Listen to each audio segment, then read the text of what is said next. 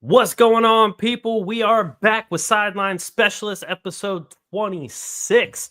And of course, we have to talk about, if you don't follow us, we are both a Ravens and Eagles podcast here. So, of course, we're going to have to talk about that game. And we're going to talk about plenty of other topics, whether or not Kyler Murray is the guy in Arizona, whether Aaron Rodgers rumors are true, false, in between. Maybe Justin Tucker needs to retire, whatever. We're talking everything football. So without further ado, let's jump into things. Welcome to Sideline Specialists.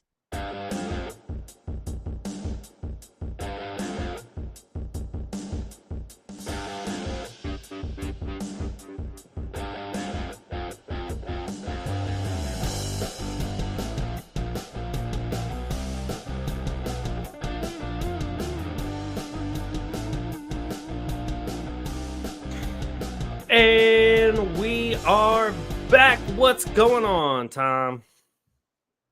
All right. So I broke out a jersey I have not worn yet. We're just gonna start right off rip. Seahawks. So jersey. yeah, so we got obviously Sherm Dog. Oh, okay. Richard Sherman. All right. As we all know, they played the Jets and fuck Aaron Rodgers, and the Seahawks won. So there you go.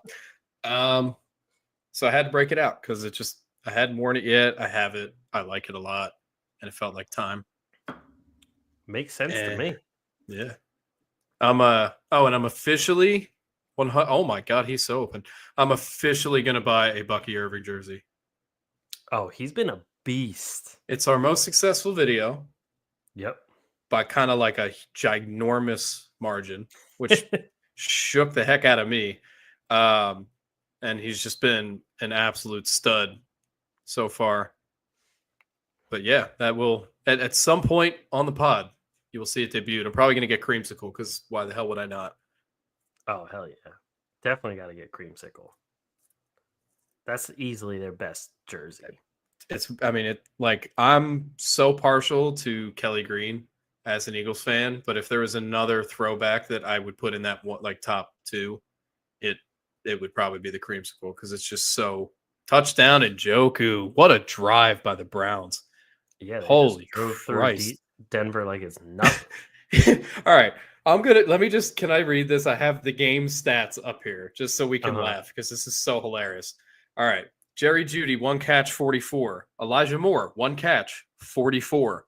David Njoku, 2 catches, 19. Got that tud right there. And this is the funniest thing I think I could possibly ever see on a stat page. Kadarius Toney has 1 carry for 3 yards. They're like, your hands suck. We'll just hand it to you so you can't fuck this up. No. We'll give you the ball. Don't worry about catching it. We'll just give it to you. If you drop this one, we will absolutely blackball you from the NFL for the rest of your existence. Oh my gosh, what a game! Oh man. But the NFL this week, before I say that, I did want to say Bucky Irving is our top video so far. Our second highest video, or most popular video, I should say, is Brian Thomas Jr., another rookie that's doing quite well this week, despite playing for 2 below average quarterbacks. And actually, you know what we should do since we're bringing up Jags at all is immediately talk about that hit and just that situation in general. Agreed. And I just want to say the third highest is a basketball video. It's actually Bub Carrington from Pitt. So let's go. We love that. Thanks for watching all of our videos, people. We appreciate it. We need to. Both of us have been slacking a little bit. We acknowledge that. I don't want to just make videos for the sake of it. I want to actually have a topic I feel passionate enough about that I could make a bunch of videos kind of following the same thing. Right. I mean, I'll answer that question at the bottom. There's no doubt in my mind that was a dirty hit. Yeah. He was clearly sliding. He was clearly going to go down. Like there's no way you could misread that. And his ass had already hit the turf, and then he got hit. And you just see his arms go completely rigid because he was just completely knocked out. Oh yeah. And And you saw Alshire like follow through with his arms yeah, through the hit. And on top of it, when you have a history, you don't get the benefit of the doubt anymore. I know that very well with Draymond Green. yeah. And you just lose all benefit of the doubt when you have done it time and time again, which he has with like 3 or 4 different quarterbacks. And you want you know who he reminds me of in just that vein? If we're going football, Are we saying is perfect? absolutely, because it's how notorious was he? It's like Yep. you don't even need to think about it. It's like it's obviously Vontaze. Like, He's the guy that made Antonio Brown what he is today. I mean, we have CT ESPN because of it. So I mean, I mean, I wouldn't be surprised if he was the one that gave it to Le'Veon Bell too. Oh, dude, there's probably a bunch of dudes, probably some no names that were just like in games for like a couple plays, and then he just like ended their careers that we forget about because that's. Oh yeah. And same with like Pac-Man Jones, he had his handful. It's really unfortunate that a lot of them were Bengals. True. But it just was the case. But it's a shame for a lot of reasons because Lawrence had already missed time with injury and was having a year that everybody was criticizing for anyway. So it's like, okay, he can come back, maybe try and finish it out on a better note. And even seeing the final of this game, it's like if they had T-Law the whole game, they could have maybe won. Yeah, because Houston looked terrible. Yeah, like Joe Mixon for the last 2 weeks has just been like an invisible human being. I don't know. He had like his 3 touchdowns, and then he's like, all right, I'm done. Like Yeah. he's doing nothing. But then it's funny to me because I don't even want to read this article because it says like, oh, Alshire apologizes for the hit. I don't think he gives a fuck. I think, Well, but sorry, like, go ahead. I'm sitting here just like the way you acted in the moment on the field tells me a lot. And then obviously you have some time to reflect, so you come out with this apology. And to be clear, like he had to apologize. Right. There's no way that organization was going to not make him apologize. There's no way they're not blowing this play dead. I was about to say that did not look like a fumble. It looked like a incomplete. There's no chance in hell that is a catch. Yeah. No football move whatsoever. That's He took one step. Yeah, that's not a catch. Not a chance. He literally barely has control or doesn't even take a step. His foot wasn't even touching the ground again yet. That's not a fumble. Yep, they got the ball back. His apology to Trevor, I genuinely apologize to you for what ended up happening. Before the game we spoke, and I told you how great it was to see you back on the field and wish you well. I would never want to see any player hurt because of a hit I put on them, especially one that was ruled late or unnecessary. If that's the case, I know you're in the middle of a game. I know adrenaline's high. You're trying to you're doing your best to win or read the situation. You cannot be doing that. That's just not a way to play football. If a quarterback or anyone, if a running back is going into a slide, they are now not hittable. It's that simple. Right. But also, so. He mentions when he goes further into the apology that he starts bringing up the people, like different haters and like the people that were talking crazy. And don't get me wrong, people were yeah. Don't get me wrong though, people were being way too crazy, which always happens in sports, especially when it comes to betting and everything. There's always the people that take it way out of proportion and they start bringing like death threats and all that kind of stuff. And that's just always too far. 100%. And even in this, it's still a dirty hit. It's a cheap shot. It really hurt Trevor Lawrence, but death threats and everything are still way too far. People are just ridiculous. But yeah, it's like as NFL athletes, they have had these rules in place for quarterbacks and everything for quite some time now. Yeah. We always like to talk about like, oh, this era versus, like the Ray Lewis, Troy Polamalu era and things like that. And how it's so different and it's not as like they're like weaker today, but like these linebackers have played in this era now for many years. Yeah. So you should have that instinct in you now that's like, whoa, don't want to get called for this penalty. And the fact that he got up from the hit and questioned why he was being flagged. Yeah. It was blatantly obvious why you're being flagged. That's the part that bothers me the most is literally like, you know exactly what you just did. Right.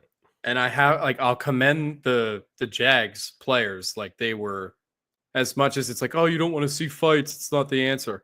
This is a physical game, and their QB just got absolutely knocked unconscious, and he's got his head taken off. Yeah, they immediately went to body the shit out of Azeez Al-Shaair. Like that's what they should do. You want to see that as a Jags fan. You want to see that they're still supporting him. Obviously, like the fans quick to criticize Lawrence's on-field performance, but the team clearly still has his back, and that's obviously what you want to see. It's it's a shit situation. Because as much as we want to look at Lawrence as like a potential bust, he's still extremely young on a franchise that really does not know consistent success. And with what we've seen throughout the league this year of quarterbacks who had rough starts to their career, then moving somewhere and finding a footing, he is another guy that genuinely in my head, I'm like, that could absolutely be him either in Jacksonville if they build correctly or somewhere else. So I'm not going to write him off yet. But I really hope that he is okay because that was about as brutal a concussion as you could possibly have in a football game. Oh, yeah. I mean, I wouldn't be surprised if he misses more than a couple weeks because of it. So, I think this is a lost season. I don't play him again. You know what I mean? It's like you signed him to that super long deal. As a franchise, they believe he can be the guy clearly by that contract. I think there's zero reason to risk his health for this season. There's no winning to be had here. And as much as tanking isn't acceptable, they're 2-10. Right. And it was unintentionally tanking. So at this point, just put Mac Jones out there, let the other rookies and young guys just get reps and finish it out. To be honest, if Mac Jones shows any flashes, it increases his value. You trade him for some picks. Exactly. Like you might as well if you're that confident that Trevor Lawrence is going to be your quarterback moving forward. Exactly. So yeah, I would agree with that. So that moves us to the Ravens and Eagles game. Before we get to the rest of the week, we obviously have to talk about this because everyone who watches this knows I'm on the Ravens side, you're on the Eagles side. So I will open this up by saying I do not think Justin Tucker should retire. And the people that are telling them to cut him or bench him are honestly being way too reactive to this entire thing. I think that the big thing here is Ravens fans, as a fellow Ravens fan, we have all grown way too accustomed to having the most accurate kicker in NFL history. Like, I would always say, at least when I'm watching a Ravens game, the only person on the entire team that I don't have to worry about is Justin Tucker. When he went out on the field, I literally was like, all right, we win. Game over. Every single time. Yeah. And now, when it's like, oh, hey, we can kick a 60-yard field goal, and he can't do it, and everyone's like, what the fuck? He's the worst kicker ever. He's done. He's out of here. Kick him, cut him, bench him, blah, blah, blah. I'm like, look, it is weird that he's all of a sudden this bad, this fast in the matter of a year. But there has to be some sort of leeway when a guy has given you some of the best kicking the game has ever seen over his entire career. So I don't think he should retire or be benched or anything like that. The game ended up being a solid game. The defense did a little bit better than I expected them to do. But they obviously got tired as the game went on, which also was a little weird because there was plenty of time for the offense to be on the field and the defense to get some rest. So that was very questionable to me when it came to the second half, and they looked tired about everything. I think I can explain that, but once you're done. Okay.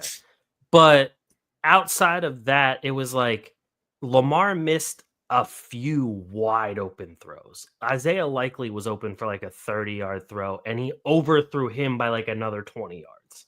Yeah. There was a screen pass to Zay Flowers where he completely missed Flowers, who was also wide open. There was nobody there for him to get that flat route. And there was a few other plays like that on top of, he actually brought it up in the post game where he said his mom was actually mad at him and cussed him out for it. But he had plenty of opportunities that he could have run into the open field, but chose not to and came back into the pocket and made a throw. Now, I like the growth in his game in that respect because like he was criticized before that he would run too early, but he could have run a little bit more in this game. And ultimately, it came down to, again, the Ravens were just very sloppy and did a lot of beating themselves, not in the penalty department for once. That was the one thing I was going to bring up too, was like the Ravens have been so heavily penalized. Right. And it was interesting to see that just flip in this game because the Eagles have not really been heavily penalized for especially the things that they were in this game. Right. Yeah. And that was the key thing. And it was just very surprising. Obviously, Hurts only got sacked twice for 6 yards of loss. Lamar got sacked 3 times for 31 yards of loss. The Eagles defense, they obviously they did a good job. You have to be like, for sure. It's on the road. It's in Baltimore. Baltimore is who they are. Any team containing Lamar in any aspect is obviously doing something correctly. I will fully agree with you. There were like missed throws and then even just like missed opportunities to make a pass. When a guy, like you'd see the replay and you're like, that dude literally, if that ball was thrown to him, is going 50 yards. Oh, yeah. You know what I mean? And it's like, I get there's different reads and you have to watch the whole play from every angle to see the pressures on him and kind of what direction the pressure was in. Because then the guy who's open, like the throw might have been really impossible. And it is crazy, though. He had 8 carries for 80 yards. Lamar did. Like, when you just compare offensive stats, it's actually wild. Like Jalen Hurts, 11 of 19 for 118 and a touchdown. And then he had 9 carries for 30. And then obviously you have Saquon, 23 carries, 107. Obviously that huge one with that touchdown.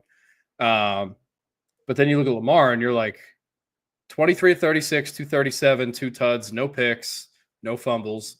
There were no lost fumbles in this game. There were 5 fumbles, and they were never recovered by the other team. Right. But it is crazy because like time of possession was totally Ravens. Just numbers wise, it was all Ravens. I mean, almost exactly double the passing yards.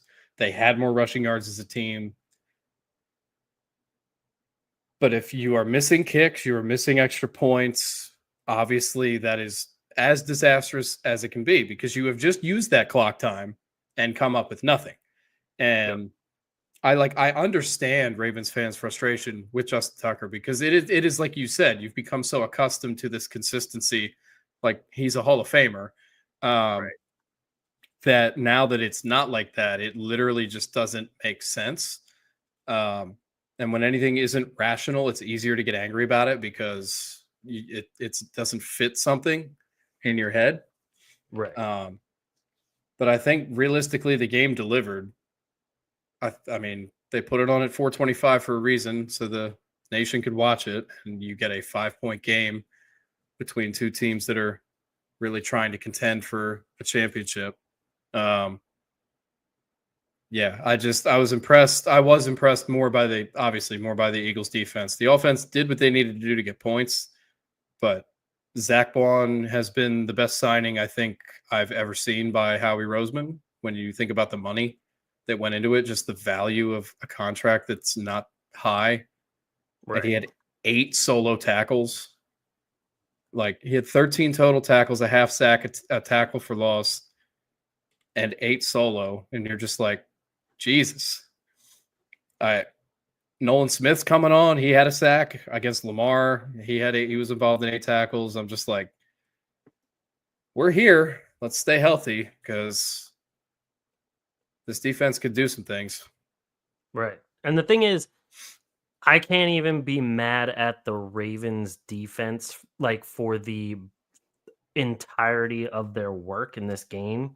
Yeah. Holding a good team to 24 points is a good job in like especially with how the Ravens defense has been this season.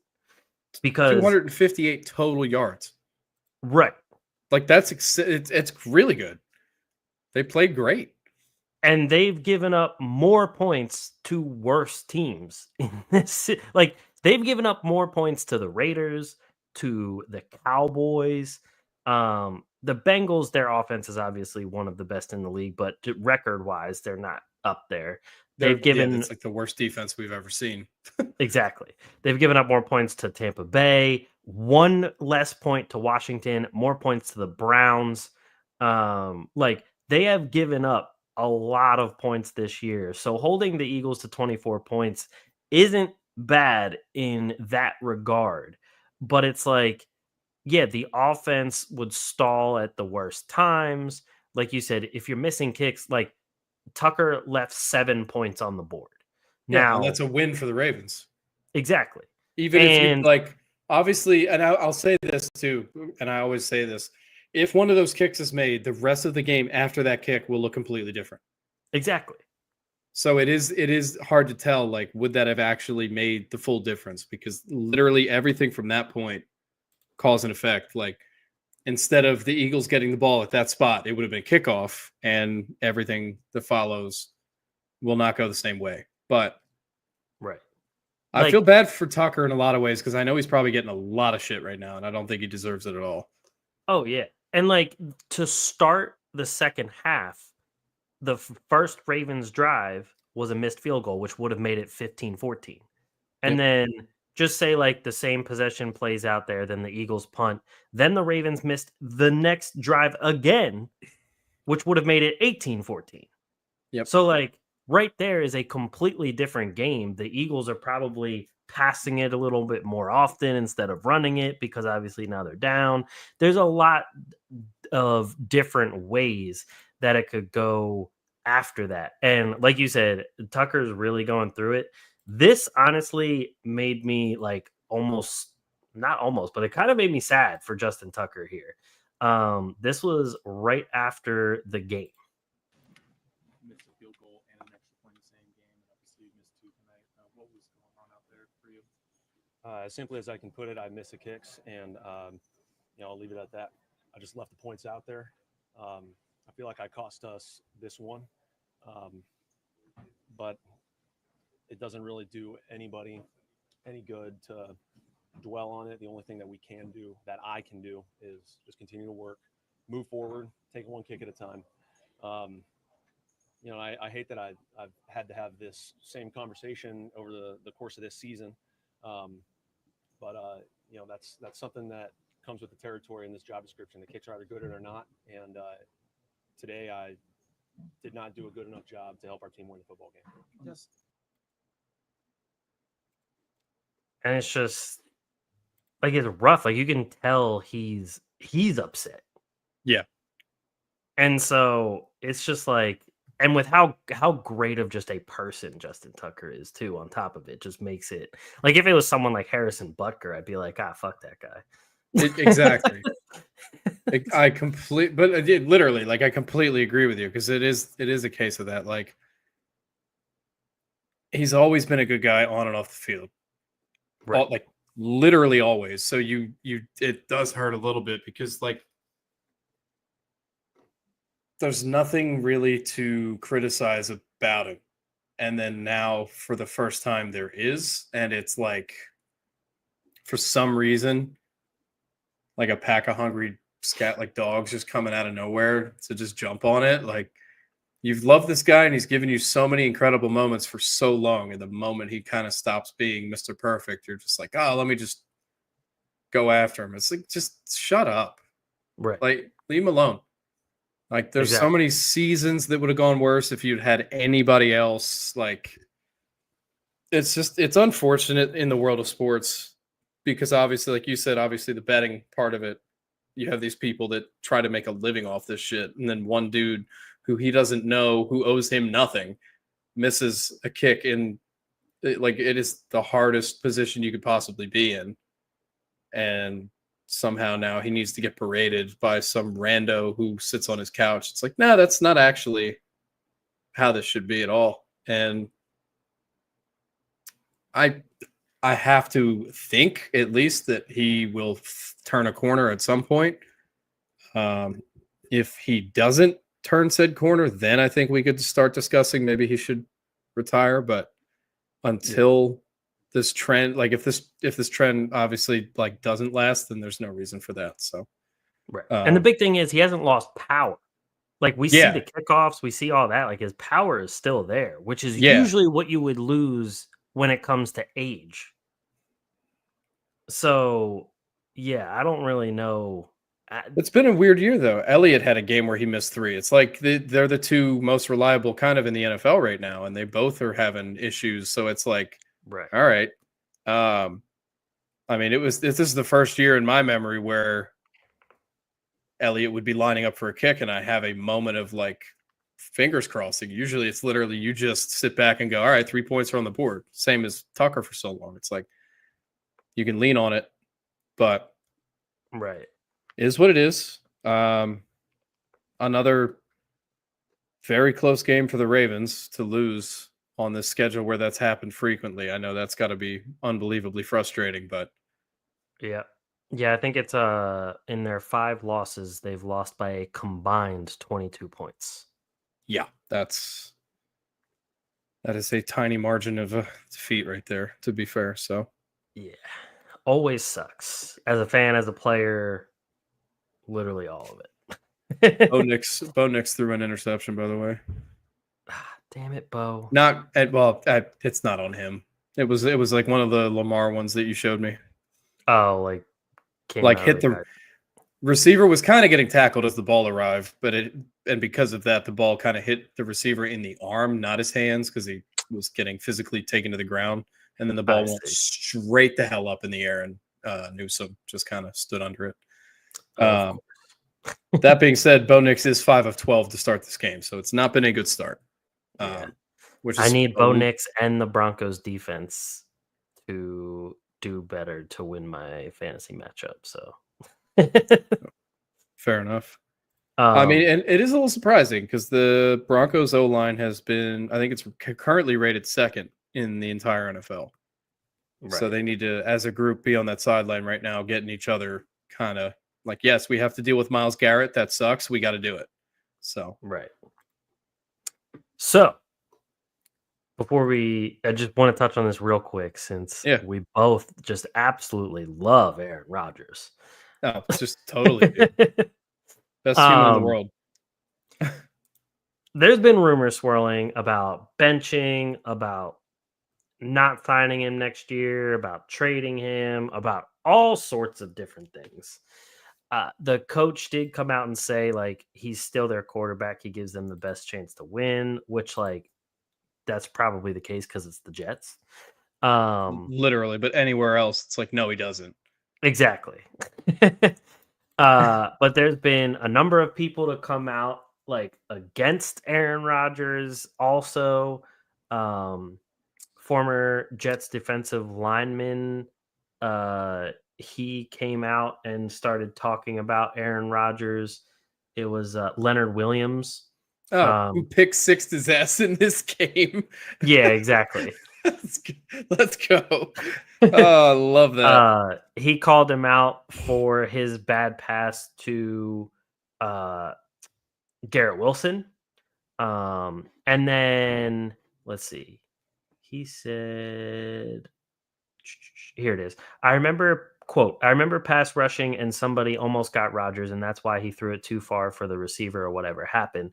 I think he's an older guy that doesn't want to take big hits like that anymore. So sometimes if he feels a guy coming full speed at him, he's just going to chuck it and duck. That was his full quote, which like really isn't a bad quote about him, but like, no, but I think it's very true. right. And that's not the mentality that you can win with. Exactly. To be honest, like it's not. And as much as I hate how the Chiefs are just keep getting fucking wins, Mahomes' mentality is, if the play is not completely dead, I'm going to keep fighting for it. Right. Like he'll feel pressure and he'll either like step up, start moving, anything to keep a play alive and try and have an opportunity to make a more accurate throw or run. Whereas Rodgers now, it's like, even just looking at the numbers, like how consistently incredible he was with Green Bay. And then you look at this shit and you're like, this is not the same person. No. It's just like 21 of 39 for 185, 4.7 like yard average per reception. What the shit is like? What is that? It's like, it's horrendous. It's just, his mentality's wrong. That franchise needs something new. Yep. And to be really fair, Robert Saleh should have never fucking been fired. Nope. I agree. That is so crystal clear now. They were 2-2 when he got fired. They have won 1 out of 8 since. Like that's where we're at. So, and it's like, dude, you're 41 years old. Exactly. You just came off of a major Achilles injury. It's time to hang up the cleats.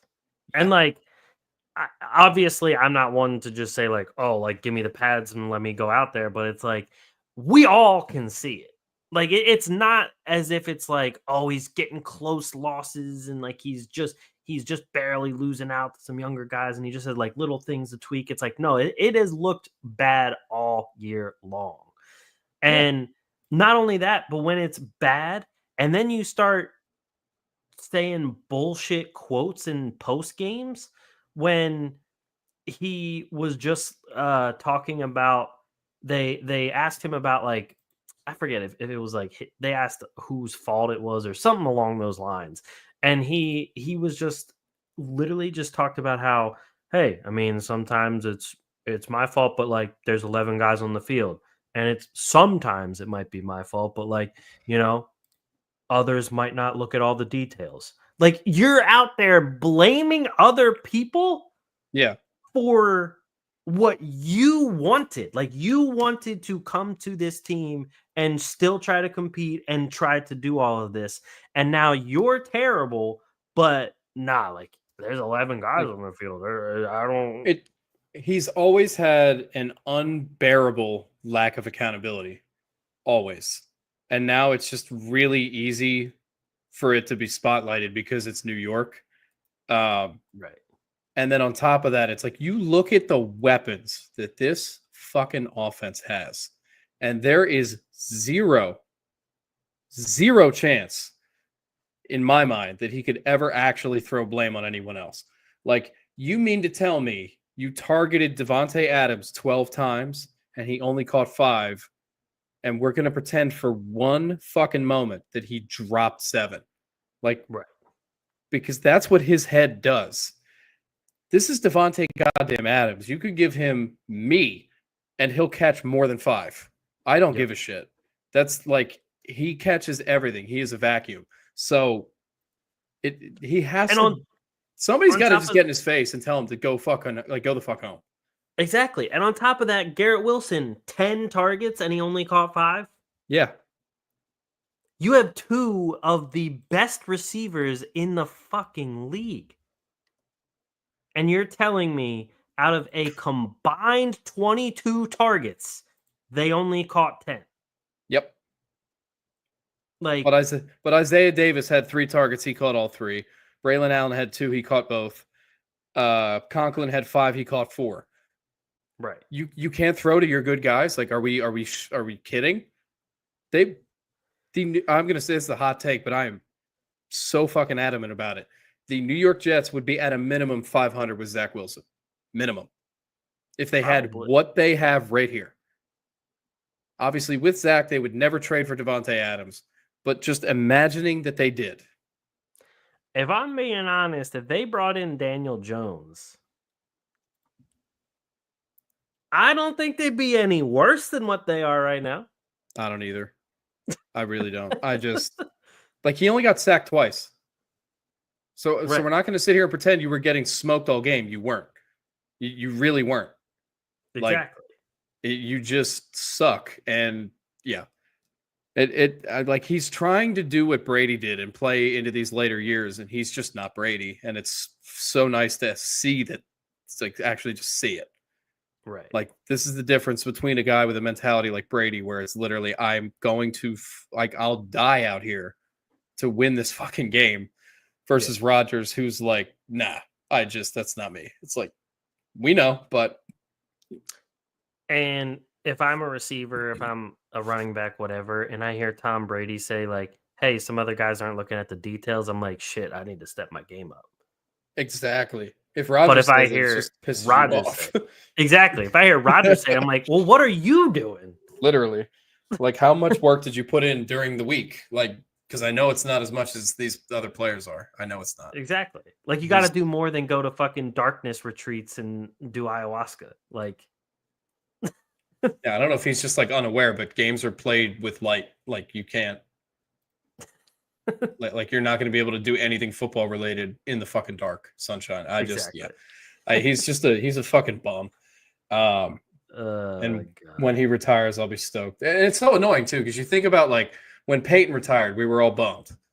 When Right. Drew Brees retired, we were all bummed. Like these greats of the game, you're gonna miss watching them. I couldn't give a single fuck about when Aaron Rodgers retires, other than I'll be stoked to not have to hear his name again.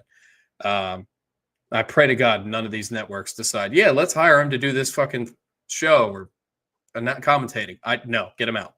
Oh yeah, I hope not. Go away. The only reason I sometimes enjoy his interviews on Pat McAfee's show is because Pat McAfee gets him to say some wild shit. Yeah, and but I'll hear that or see that and go, that's all credit to Pat, right? Because Right. Exactly. God damn it, Yeah. Bo. Sutton almost took the ball away from the defensive back. Yeah, but I needed him to actually do it. I don't. Yeah, I know. The almost isn't helping me here. Come on, bud. Trust me, I needed to. Yeah, I did one that would have been huge for yardage for everybody involved. I did one five leg parlay, and at the moment it's in jeopardy unless the Broncos can wake the fuck up. Yeah, seriously, I don't know what they're doing. Yeah, this is killing me here. And I was right too. They haven't targeted Williams since that first fucking possession. Like they literally haven't even thought about it. I'm like, God damn it, man. He's had he's had literally two catches in like 6 straight, and now this will be the game that he just doesn't. I mean, fuck. Oh yeah. But yeah, I think. I guess the only other like mega thing, or this, I guess there's two, because the Chiefs game was of another fucking farce of bullshit. But the firing of Matt Eberflus, way overdue. Extremely overdue. I'm gonna stand on the side of Caleb Williams for a second here.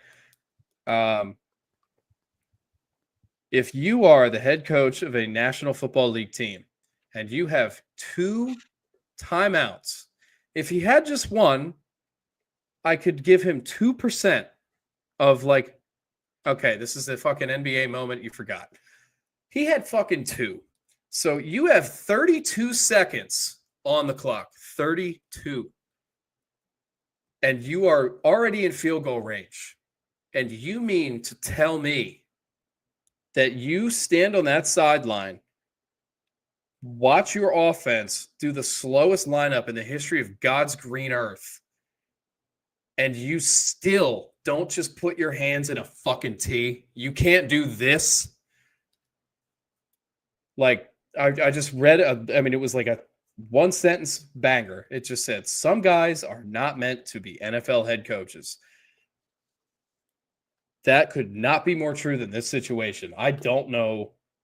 Like, you go into Detroit, who has literally just been on a fucking roll, and they were ahead by a mile, and you made this a game, and you let the clock run to zero for no reason.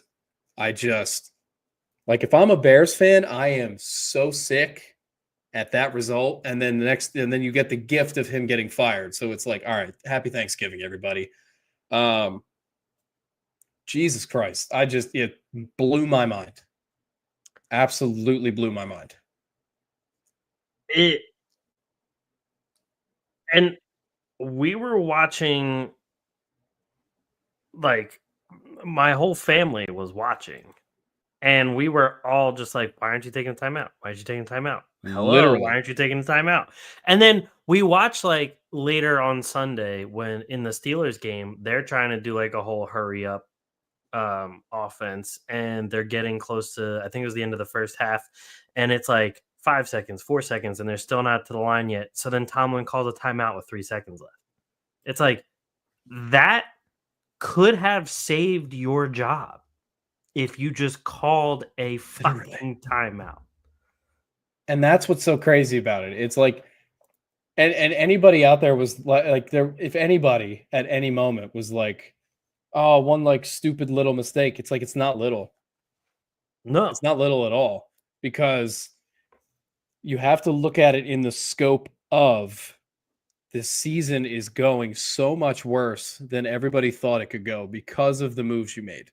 So that magnifying glass was getting closer and closer and closer. And every time it got closer, it just kept finding more flaws and more mistakes. And this one is so inexcusable. It's like, you, as a franchise, there's no way they could look past it. That, like, he had to be fired for this. Period. Yep. They were 4-2. Yeah. That's what, like, people, I mean, we're so deep in the season now, it's like, it's easy to forget that. They have lost 6 in a row and they have not won a road game. And this one was very winnable. Like, you call that timeout, you come up with a good play call with 32 seconds left. You still have a timeout in your pocket. If he throws a pass and it's incomplete, let's say 7 seconds go off the clock. Just about, right? Yep. So now you're down to 25. Clock's not rolling. You don't need to use that timeout yet. You have that chance to go for a couple more pass plays to get closer, or do a running play to pick what hash mark, whatever your kicker prefers. You tie the game, you force overtime, then you give it your best. To not even give your team the opportunity to win this game in overtime with the entire universe watching, because it's the only sporting event on at that time. It's mind-blowing. And I look at a guy like Eberflus, I'm like, you can check off the bucket list that you were a head coach. I don't think you'll ever be one again, because that kind of mismanagement is just something no team is going to ever want to go near, because it's like a momentary thing. They're not going to want to risk that kind of thing happening again in a situation where things are tense. You're going to crumble as a coach. This is how it goes. It is a business that's rough. He'll still make money off the contract, obviously, because of clauses and whatnot. So good for you, but please don't go into another franchise and do this shit. Please.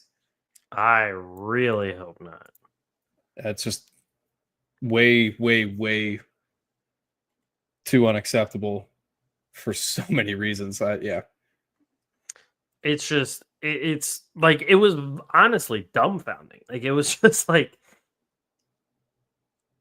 even people who sit there and play Madden would have called a timeout. Like, yeah, or the game would have done it for you, because it's just so obviously time for that to happen. Like, right. It's just, it broke my brain, because I just literally could not fathom that. Like, when I watched it, this is the truth. When I watched, I wasn't even looking at the clock, because every fiber of my being was telling me they must have called a timeout, because I knew they had to. So like I'm seeing the play get run, and I saw how slow they were setting it up. I'm like, okay, timeout got called, whatever. And then he throws it, and I look down at the clock, and I was like, holy shit. And the ball hits the ground. I'm like, oh, game. What the hell was that? But that was the other thing is like they actually, finally hiked the ball with like 7 seconds left or something, and then take the entire 7 seconds to throw the ball. Yeah. And I'm just sitting there. I'm like, what are you doing? I don't care if you're a QB using 7 seconds. If your fucking coach called a goddamn timeout before that play, go for it. You'll still have 25 left, like we said. But what the heck was that? It's just, oh my God. Stupidest shit I've seen in a long time by a mile. Oh yeah. And his name's slipping me, but the one coach, not Bill Cowher, but the other one from the Fox group of guys. Excuse me. Jimmy Johnson. Yes. They were talking about it, and he was like, if I was the coach of this team, we would have run 6 plays in the same amount of time it took them to run that one play. And I believe that because there was enough time for that. Like it's exactly. there was enough you time. Had over 30 seconds. And 2 clock stoppages, not including incompletions or out of bounds. Right. Can you help me manifest one made 3 by Jason Tatum? Oh, he should make a 3. I need one more. He's 3 of 10 in this game. Shit. It's the Jaylen Brown game. Jaylen has like 30 points. Oh yeah. I'm actually surprised Tatum even played, to be honest. He was questionable heading into the game. Pritchard's 5 of 11, Derek White's 5 of 11 from 3. Damn. Tatum's 3-10. Son of a bitch. Yeah, Tatum, Derek White, and Jaylen Brown were all questionable heading into the game. And they all ended up playing. But Tatum was questionable for I think it was like a knee. Ooh, yeah, okay. That's a rough questionable. Yeah. Brown was just questionable with an illness. Oh no. He got down with the sickness. Tough. And White was questionable with like a foot injury. Okay. Something like that. But the only other NFL subject besides literally just saying scores that I want to bring up. That final play in the Chiefs game is one of the biggest farces I've seen. Oh Lord. In a long motherfucking time. And I don't know what it's going to take for these refs to stop sucking the Chiefs' dick off of their bodies. I really don't know what the fuck it's going to take. But if one of your referees calls an offsides before the play, that is a dead fucking play. Nothing that happens on the play is actually a result. The play gets fucking rerun.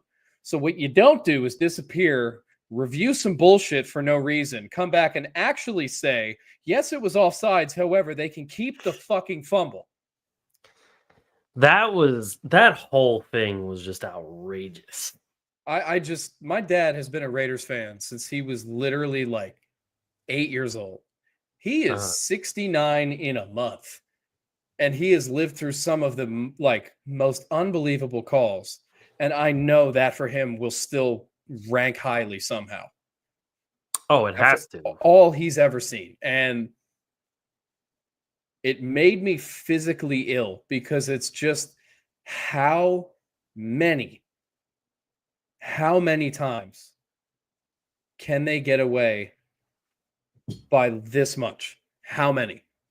Like, they have to have some sort of dirt on the refs. Like they just whatever locker room the refs have in a stadium, they must have fucking 8 big doms going in there with guns and being like, this is what you're going to do today, or you're just going to not see your family again. Like, that's, I can't, it just doesn't, the math ain't mathin'. I so desperately, with every fiber of my being, want to see them get absolutely fucked out of the playoffs. Oh, same. Like, whatever team that they play, I don't care who it is. I want to see the Chiefs get demolished. because they are so fake. They are the worst 11-1 team I've ever seen. I think if the playoffs were to start today, let's see.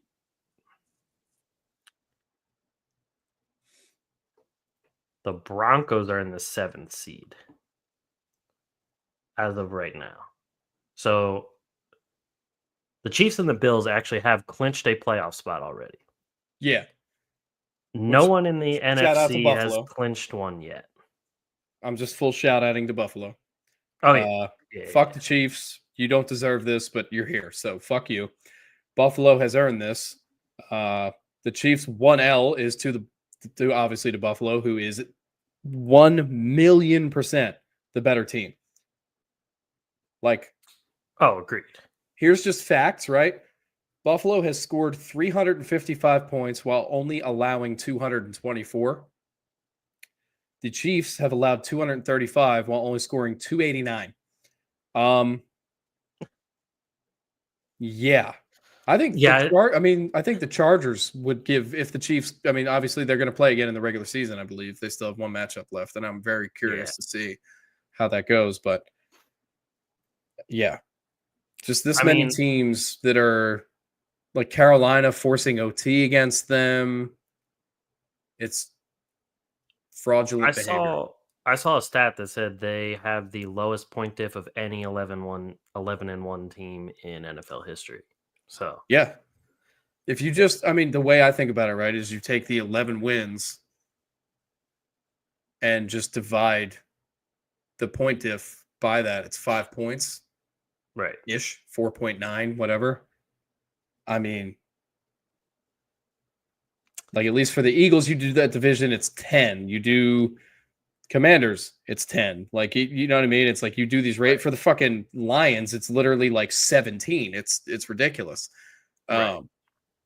Yeah, it blows my mind. It really does, because I'm just like, we're obviously the whole world who isn't a Chiefs fan is sick of the Chiefs. Like, it's just been, they're shoved down our throat like they're God's gift to this earth. And then you see posts like, oh, they win another tough one. They get out of there with the win. It's like they were handed it. And I'm not going to pretend that they weren't, because that play should have been blown dead. And at that point, the Raiders get to line up again, maybe gain a few more yards and try to kick a game-winning field goal, period. Right. And maybe it gets blocked, but give them the chance to kick it. It's just, it blows my mind that we have to talk about this for the 18th time. I know. Killing me, man. Literally after every game, we text each other like, they really fucking did it again.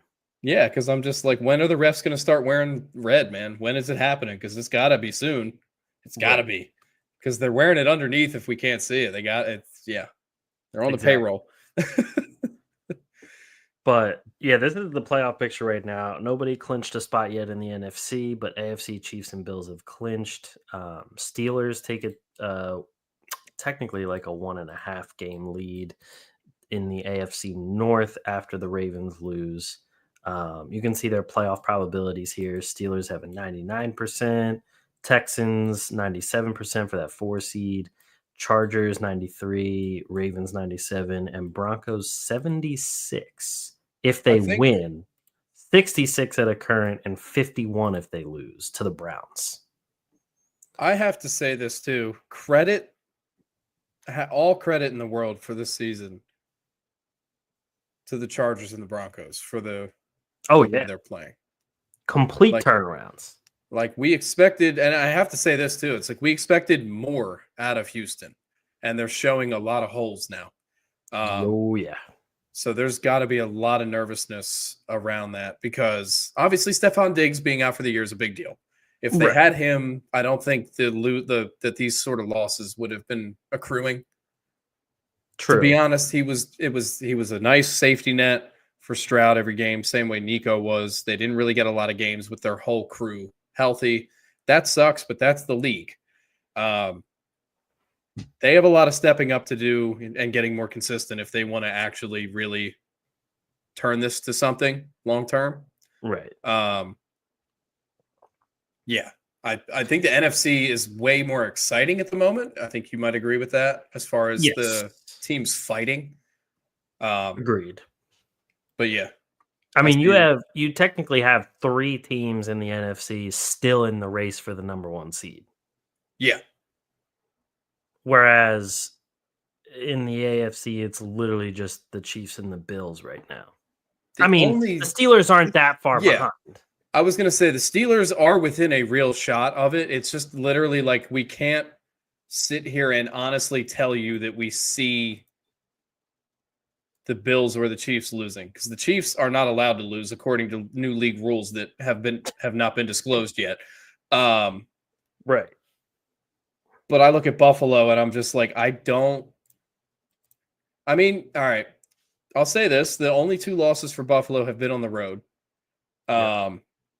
And they have, actually I may have found one they might lose, because I just realized that this is a game we're going to get to watch in 2 weeks. Buffalo travels to Detroit. That is a fucking insane game. They play the Rams next week, and it's just like, with all of my heart, I have to believe Buffalo wins that game. Oh, yeah. You know what I mean? It's just like, I understand the Rams do have this kind of offensive potential, but being just realistic and what we've seen, Buffalo's a juggernaut. And yeah, I think, let me see what the Chiefs have, actually, just do a comparison, because that Chargers matchup is actually this coming Sunday night, which will be a good I'm one. And begging for Justin Herbert to flex on him. The reason I can't definitively say that the Steelers will reach the number 1 seed, next week they play the Browns, which normally you'd say is an easy game, but AFC North games are never easy. Then they go from the Browns and then they play the Eagles. And then in week 16, they play the Ravens.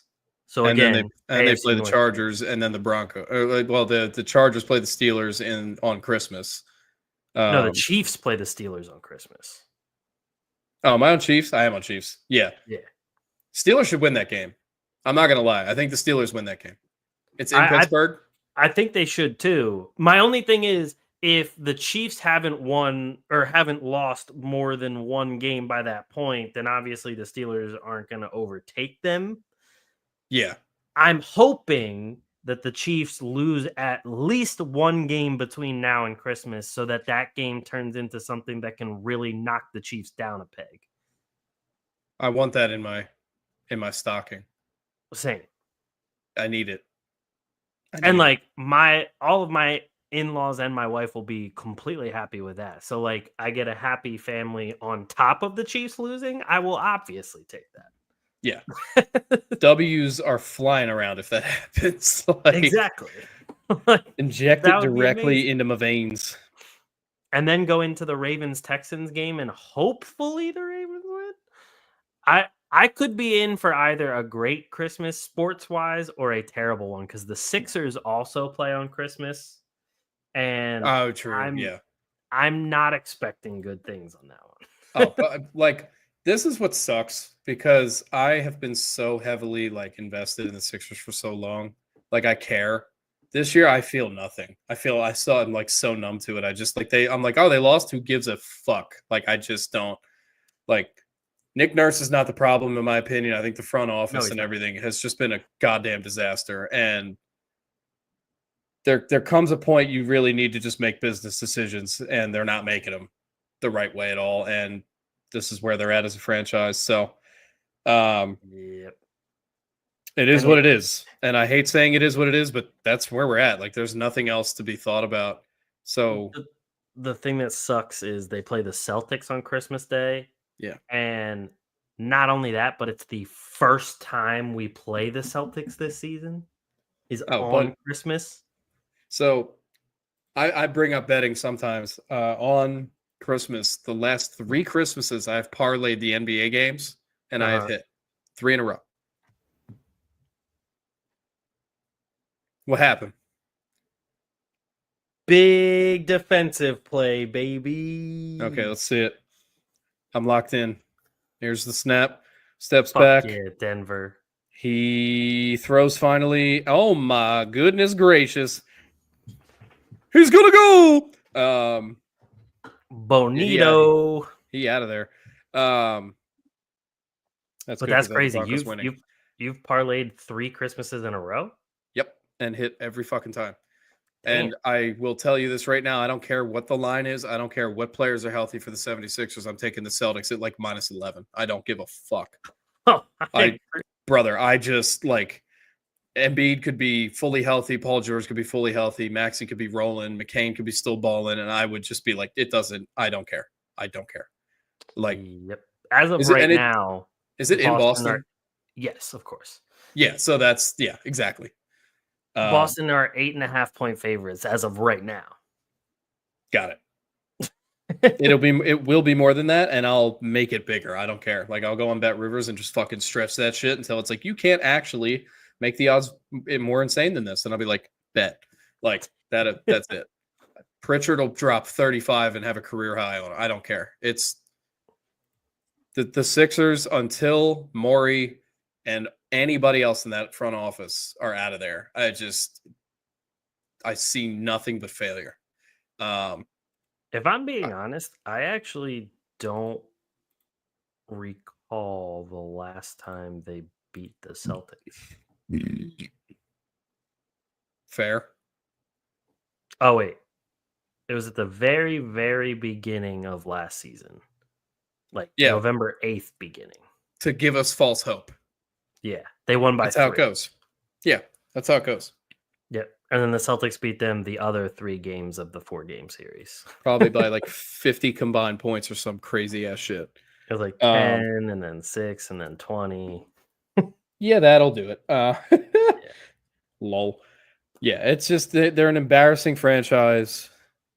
I don't give a shit how good you are in the regular season for so many years. If you can't get past the second round, but it blows my mind, right? I'm like, I look at a guy like Joel Embiid. I'm like, any other franchise who had their superstar not able to get past the second round would have traded him out by now. They would have. True. And we know they would have. It's just how it goes because you have to look at it as a business. There's no sentiments allowed. The only time sentiments are welcome is when it's the player having sentiments towards the team, not the other way around. So the fact that we're stuck in this predicament now, like there's a reason to be hopeful for the future with guys with the guards. Right. But outside of that, it's just ugly. So yep. Unfortunately.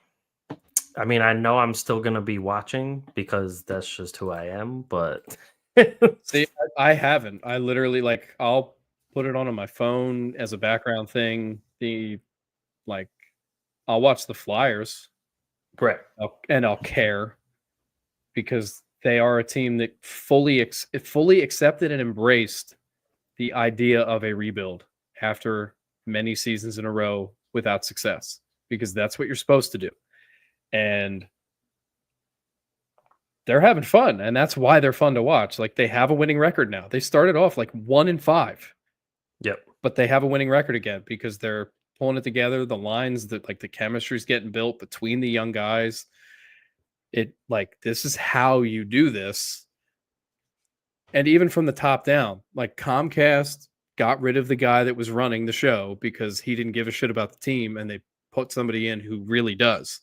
And then under that, you hired Danny Briere, a former Flyer, as the GM, and then Keith Jones, a former Flyer, as the president of hockey operations. That's how you fix shit. When you bring people in who genuinely, with their hearts, care. It's not just business. They have feelings for this team and are able to objectively try and improve it. The Sixers haven't done that, and it's so visible. And we're bummed about it because we love him. Obviously, you see his Dr. J jersey hanging there. I have, the love sign. The Sixers are right here. They're the V, which is really unfortunate because V is, there's no Vs this year. There's no victories whatsoever. They're just having a bad time. So unfortunate. Yeah. Unfortunately. So with that being said, let's jump to our power rankings real quick here and probably go through these pretty quick because I don't think we're really going to have that many changes this time around. Yeah. Super Bowl contenders stay the same to me. We might need to just extend the list downwards again. Just keep adding fucking sellers to this. Adding terrible ones. Epstein's Island. Do it. Because honestly, I'm sitting here, I'm like, the Giants can't be next to anybody. They're so bad. And the Jets, the New York teams need to just be on that island, man. Jets and Giants need to just go down there and fucking think about what they've done. Well, let's make this one. Do we have pink? Oh, there we go. Yeah, Jets go down there. Giants go down there. Nice throw, Jameis. The entire state of New York / New Jersey. Yeah, they can just. And you know what's funny too, though, is like the Raiders get to stay where they're at. I almost want to move them up because they got robbed. Get them out of Diddy's Loop supplier. They don't need to be fucking ass rammed this week because they should have beat the Chiefs. I got to give them the gift of remorse here because that was just bullshit. Yeah, looking across the league, I think. Sorry, go ahead.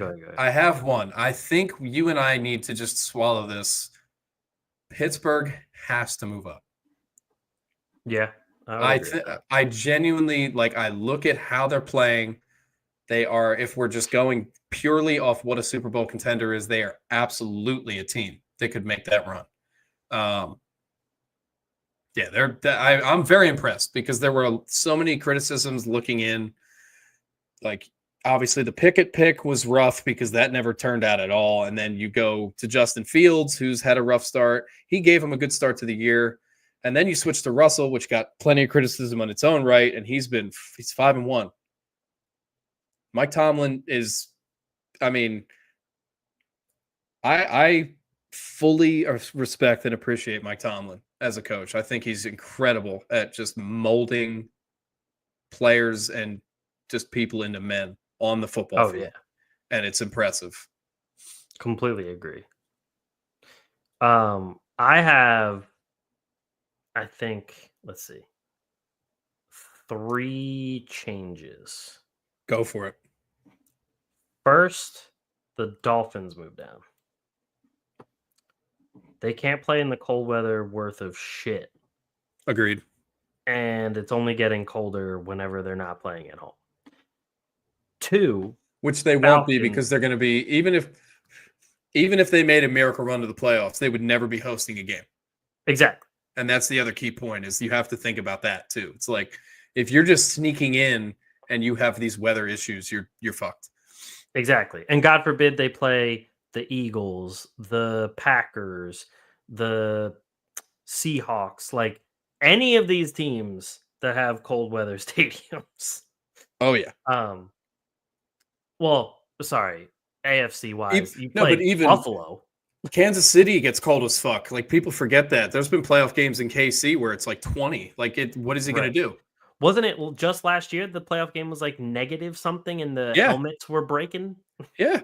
Because I'm looking at Tua. I'm like, you're now 0-9 in games under 40. Like we're not even talking like it's not even like the temperature they chose to be 0-9 under is freezing. It's not.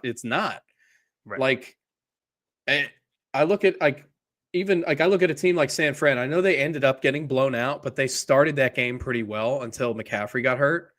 Right. They're from San Fran. They looked good in that first quarter until McCaffrey went out. Like they looked ready for it on both sides. True. And then the whole shit shifted because Warner left the game. Like big key players left. The Dolphins didn't have that issue. They had everybody for the first time in a while. Like fully 100% go, no questionables, no nothing. Yep. And it didn't look good. So I also moved Atlanta down because I don't know what's going on with Kirk Cousins. I don't know what's going on with the offense. I don't know what's going on with Atlanta in general. Can I give my summary? Yeah, he old.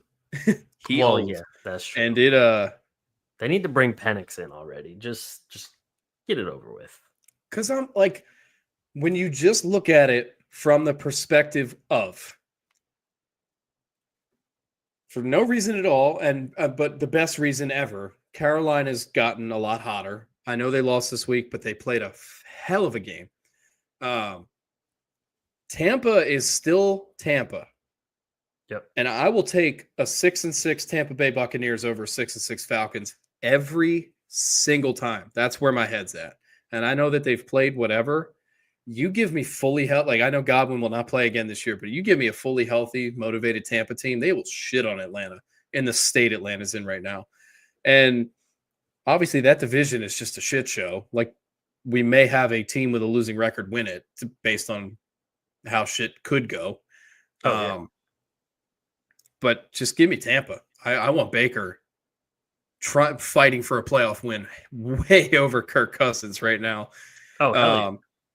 And yeah, I fully agree with moving them down. They just are not showing me any kind of anything. I mean, 4 picks, 4.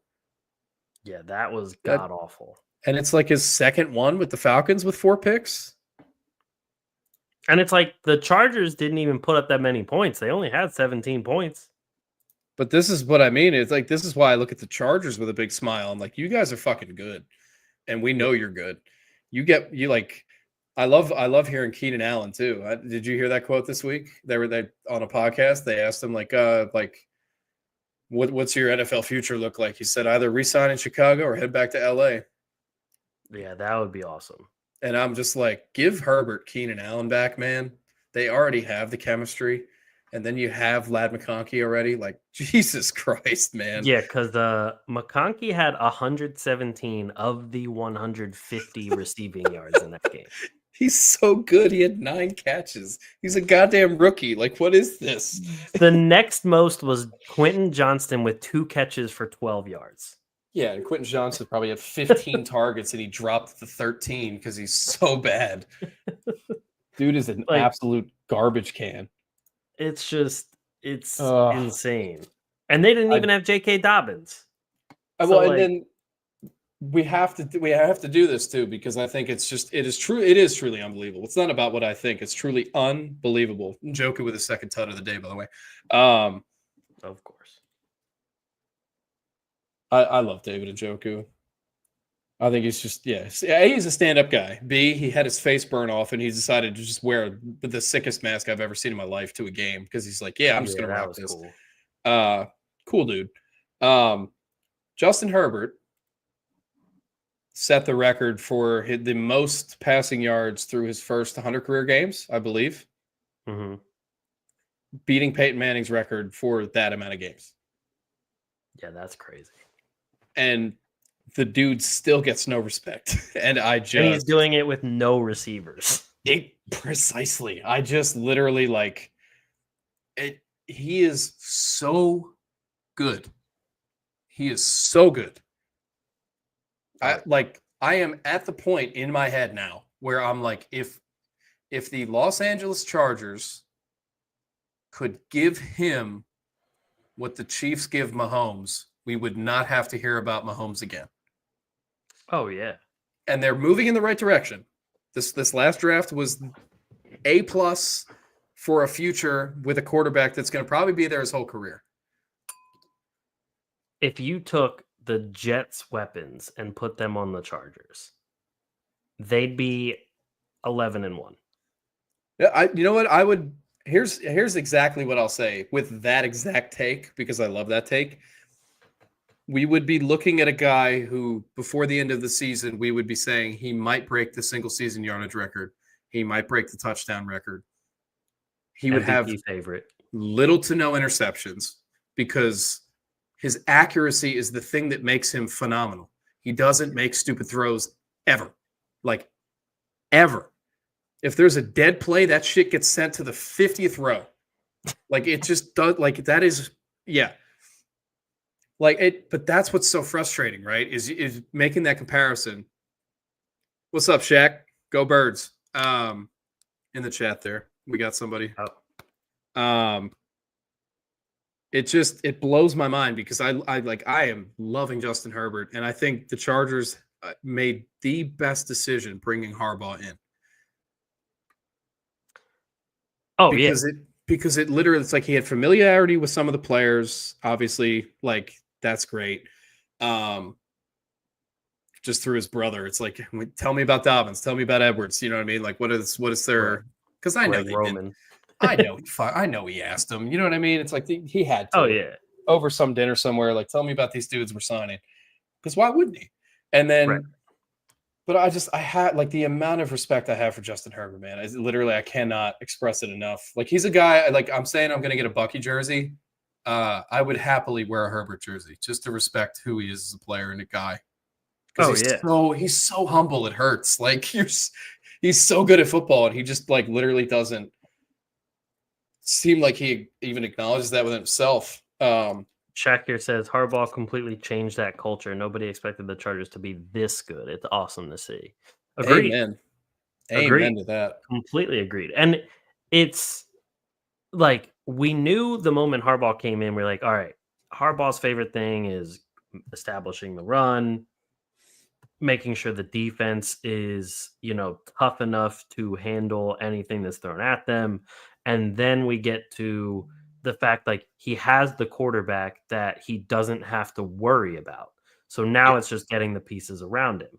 And like you knew he wanted to run the ball the moment he had Greg Roman sign on as offensive coordinator. 100%. So it was like, all right, they definitely want to run the ball. And then it's like, oh, who did Greg Roman work with in Baltimore? Oh, J.K. Dobbins and Gus Edwards. It just but it's a brilliant set of maneuvers by a franchise because Oh yeah, agreed.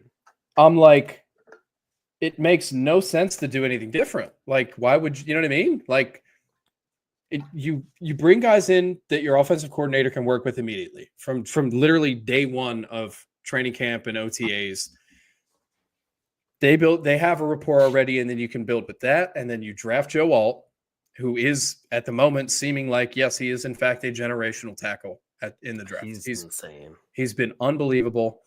And then you get a guy who is he is like a possession receiver because his hands are just flawless and his route running is so smooth.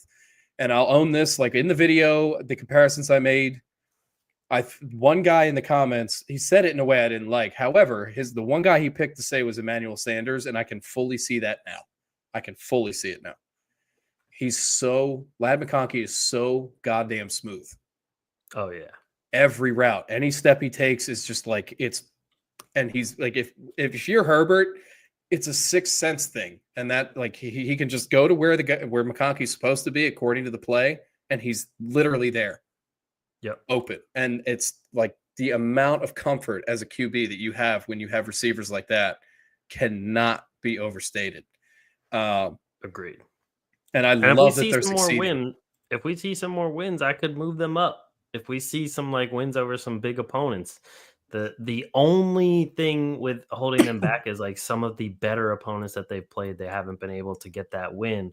And again, it's the first season since they started to turn this around. So it's like, I'm not expecting them to all of a sudden be a Super Bowl contender right away. And if you give them another year in the draft, let them get another receiver, maybe even get another running back, because Gus Edwards has been okay, but J.K. Dobbins has been the main person there. The other thing that has to be said here too is like, I look at what their injured reserve looks like right now. That's true too. And they're still winning. And like, you're missing Asante Samuel Jr., missing Hayden Hurst, Brendan Rice, who you drafted, Junior Colson, who you drafted. Like, there's so many guys that will contribute when they're healthy. There's one guy on IR that they should never let see the field. That's Eli Apple. I'm sorry, you're a bust. You suck. Blown coverage in the Super Bowl when you're with the Bengals. I will never forgive you. Yeah, but that's what's blowing my mind is like, you bring in good coaching. You have guys who are truly veterans and just good. They're just really good. Right. This is what you get. And I love it because I need this like monopoly of that division eventually to crumble. And there's two teams now that really look like they're going to be fighting. Oh, yeah. That division could be really interesting the next few years. And the Raiders, truthfully, give them a good quarterback. You can absolutely talk about them too. That's not a stretch for me at all. Brock Bowers is and get them a running back. Unbelievable. Yeah. But that's what I mean. Like, Brock Bowers is insane. Jacoby Myers has been a revelation for them. Max even with Crosby is insane. All the quarterback changes, Myers is putting up numbers. Like, yep. I want to see that division just be like a shit show every year. I would love it. Oh yeah. Make it the new NFC East where no team wins the division twice in a row for 25 fucking years. It's insane. My last 2 changes, I have to move the Bengals down. Even though I was literally going to tell you to do it because it has to happen. exactly, even though their offense is dynamic and they can score with the best of them, their defense is so bad It's so that bad. it doesn't even matter. They have the most losses of any team in NFL history that scored 30 plus and 20 plus ever. Like I saw a list today. There are 4 separate score brackets that they have the most losses ever in. Like you scored 35 plus and you lost 4. Yeah. That is so beyond unheard of. Like it will like I genuinely look at that and go, that will never be beaten ever unless the Bengals do it again. Like because it's, you know what I mean? It's like this is the roster that it takes to be this shit when you have an offense this good. Like we're talking about a Steelers team that in the very beginning with Justin Fields had 1 game over 24 points and multiple of like 10, 13, 20, like 18. And then you mean to tell me that they beat Cincinnati 44-38? Literally. They haven't hit 40 all season. Their next highest was 37 against the Jets. And again, it's the Jets. Can we just forget the 44 points for a moment? And I'm just going to say numbers. Russell Wilson had 414 passing yards. Exactly. Like the defense just doesn't exist. It's insane. Like And it's mind blowing. Shaq, we completely agree. For those that might be listening, he said poor Burrow is being forced to score damn near 40 points a game, having a historical season, and they have nothing to show for it, sadly. Exactly. Like it's let me sad. go fully to NFL. I'm going to go to NFL stats, and I'll unshow this. Shaq, we love that you're here. Thank you so much. Yeah, thanks for tuning in. We appreciate it. We love anybody that comes in and comments because we always love reading them and trying to bounce off them. Joe Burrow, at this exact moment, is leading the league in passing yards. Jamar Chase is leading the league in receiving. This is fucking insane. I genuinely, my brain is broken. They have I have never in my life seen a QB receiver duo leading the league in both of their respective categories, and that team is 4-8. I'm lost on this. It's insane. And even like there was obviously all the criticism, oh, you're going to let Joe Mixon go. Chase Brown has been getting better and better and better. Like this week, he had 12 carries for 70 and a touchdown, 3 catches for 30. Last week in the loss to the Chargers, 22 carries for 86, 5 catches for 57. You're not missing anything on offense. You literally are like, you are at a point now where if your entire draft and free agency is not like at least an O lineman and all fucking defense, and any trades you make are for defense, you fucked up. I don't care. Right. You absolutely shit the bed. Like the epitome of the Bengals season is the fact that in one game, Burrow had 428 yards and 4 touchdowns, and Jamar Chase had one of the best games for a wide receiver I've ever seen, and probably the best fantasy game that I have ever seen, where he had 11 catches for 264 yards and 3 touchdowns, and they lost 35-34. Granted, you and I agreed on this because it was your Ravens. There were 3 fucking face masks in one picture at the end of that game. True. And that shit wasn't called. This is true. But it is the case of literally like we will never see anything like this again. Exactly. And we have to point it out because it is a unicorn in a world of like it is a sport of numbers, and these numbers will not be replicated. Like based on the results that go with them. And it's crazy. Oh yeah. Shakir says, of course, I was just scrolling through and found you guys always love some football talk. We appreciate that a lot, man. Really, really do love that. So thank you for tuning in. Anybody who even clicks and watches for 2 minutes, we appreciate, because literally, like, exactly, we do this just because we love sports in general. We're just two friends. We just want to have some fun. Yep. And if anybody else can watch and enjoy, that's just literally such a bonus. 100%. My other move is I would love to move the Cardinals down, but they are honestly as mid gets. Yeah, that mid is so perfect for them because they have these moments of really good, and then they just fully let themselves and everyone down. Exactly. Like, they were ahead that whole fucking game, so of course they lose. Exactly. Like, oh man. The Vikings. My last thing is I would move the Saints down. I'm in. Do you? All right. The only other team I think we could move somewhere is Tennessee, because they got fucking shellacked this week. That's true. Washington literally bent them over.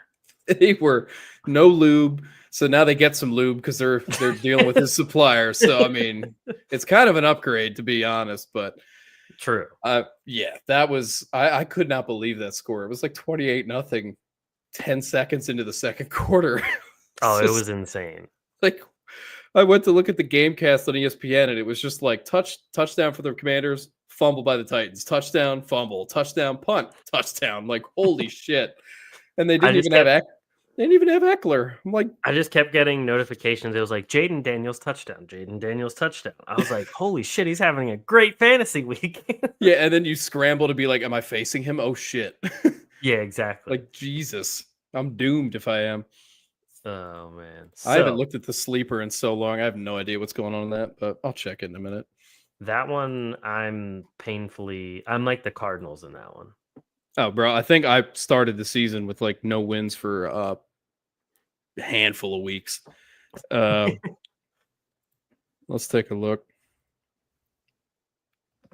Yeah, picks wise, I finally had a down week. I was due. I know I was due. You had a great week, so hell yeah. Yeah, that finally had a great week. So I closed the gap a tiny bit for our record. And I will bring up the picks here now. Let me just change that over. I need to yell at Chuba Hubbard for fucking fumbling in overtime. Yeah, I know. I had that one. I had it. So I am now 98-66, and you are 103-61. And this week we have 6 buys. Good Lord. Some good teams, some bad. So finally the Ravens get a bye. I'm not mad about that. That's for sure. I think they could use it because they got to, obviously, I don't know how, if if it's a concussion, he could be back for next game because of the timing of the bye, which would obviously be gigantic for you guys. Oh yeah. Shaq, I full amen to exactly what you just said, because good Lord. We don't know how they beat Houston. We don't know how they beat anybody. Literally, the fact that they have more than one win is just like unbelievable. Exactly. This week there's a lot of interesting games here. Yep. And I'm looking forward to it. Thursday night game is Green Bay at Detroit, which should be a good game because obviously divisional game, rivalry game, both teams are solid. It being at Detroit makes me want to lean to Detroit, especially because I'm pretty sure they've already played once, right? And Detroit went to Green Bay and beat them. Barely, but yeah. But here's, you know what? If you're gonna, this is gonna be probably my most like risky pick of the year. Ooh, okay. I am taking Green Bay. Ooh. There's a lot of things for me just from this game on Thanksgiving against the Bears. that show me holes that I didn't really know were there. And to be fair, the Lions are dealing with a lot of injuries right now. Yeah, they are. It's like Especially on particularly, and that's what I mean. Like on defense specifically, I look at the Packers, right? So that you lose your opening game in Brazil to the Eagles, very close game on a field that should never have had the game of football played on it. You lose Love for a few weeks. You still manage to win some games. You lose to the Vikings by 2 points in Minnesota or at home. That was at home. Let's see. Oh, true. Beat the Rams, beat the Cardinals, beat the Texans, beat the Jags. Yes, there are like the last two of those were very close. You lose to the Lions by 10 at home. That's tough. I understand. You beat the Bears by 1 in Chicago, winning in Chicago without Aaron Rodgers. Obviously, Aaron Rodgers fully owned them. We hate him. He sucks. When he was a Green Bay Packer, he owned the Bears in Chicago or anywhere. Right. They beat the brakes off the 49ers, and then the Dolphins, who have been playing a lot better, they beat the shit out of them too. Like, I just have to think the momentum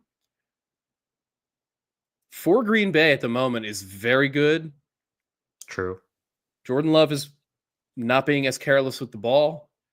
I look at the Lions, I'm like, you're not unbeatable, and I really do think if there was a team at this exact moment that could, it's a division rivalry. True. These are the games that get funky, and I would love to see Green Bay win a game like this. It would say a lot about Jordan Love and what this team's building towards, because Jacobs was such a good signing too. So, oh yeah, big time. But yeah, for those that might be just listening, Shaq also said, pushing hard for Green Bay this week. I think if my Eagles can win out and get home field advantage, I think it's huge. After all, Caleb Williams gave Detroit a run for their money. They definitely did. He definitely gave them a run for their money. And if it wasn't for a dumb coach, it couldn't take a timeout. Probably could have won that game. So there's all right. So I'll make the perfect analogy because you're a Ravens fan. Caleb Williams was Jacoby Jones. Oh, I And thought Matt you were gonna say Eberflus? Billy Cundiff. No. And Matt Eberflus was Mike Tomlin on the sideline. And he just stepped out there and made him stumble a little bit. And yeah, it was just what a weird game. But Tomlin I just, to this day still says he didn't know he was coming, even though he could see him on the Jumbotron. But okay, so I watched he was on the podcast with Ryan Clark. Yeah. And I want to see it from the field perspective, because I can actually semi-believe part of it, where he said the Jumbotron, the POV was backwards. And I can actually believe that, because that is actually the case in a lot of stadiums. As weird as that sounds. Right. If that is the case, because there are plenty of instances where you can see Tomlin legit just standing on the white, and you're like, please back up, but he just does it. But it was just, for that to happen with that play happening was just insane. That highlight, I laugh every time I see it ever, because it's just so funny. I know, it kills me every time. Jacoby Jones just hauling ass, and then Mike Tomlin just doing a little sidestep. You're like, oh my God, no way. I am going to pick Detroit, by the way. I just love everything that Detroit's doing. I love the coaching staff in Detroit. I think if Detroit is going to lose another game this season, I see it being Buffalo, and then I could see it being Minnesota at the very end of the season. Shaq says Eberflus is a joke. Completely agree. Yeah, we roasted him earlier. If you weren't here yet, we went in. So yes, if you want to watch the VOD back and just have a good time listening to that, we had a good time.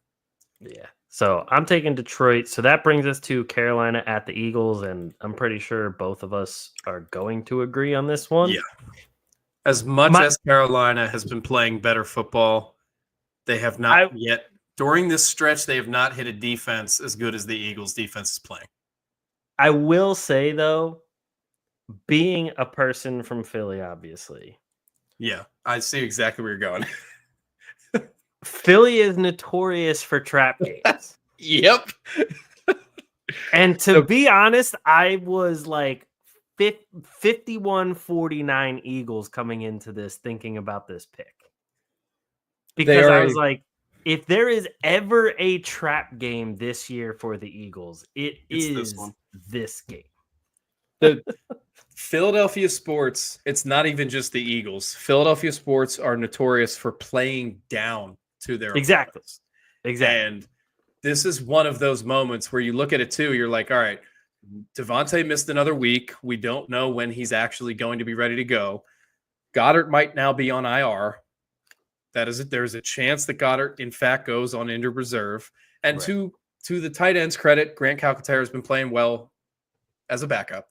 But obviously that makes a difference. Like, we can't look at the numbers from this Ravens game and be impressed. Hurts had 118 yards. Right. So there is moments where in my And the- own head, I'm like, oh shit, because this would really suck to derail an 8-game win streak, but it could happen. And the thing is, right after it is the Steelers. So you got to like get back up for the Steelers and then Yeah. 3 straight divisional games. Okay, sorry. I'm doing a flag throw thing because that was the most obvious PI I've ever seen in my fucking life by Newsom.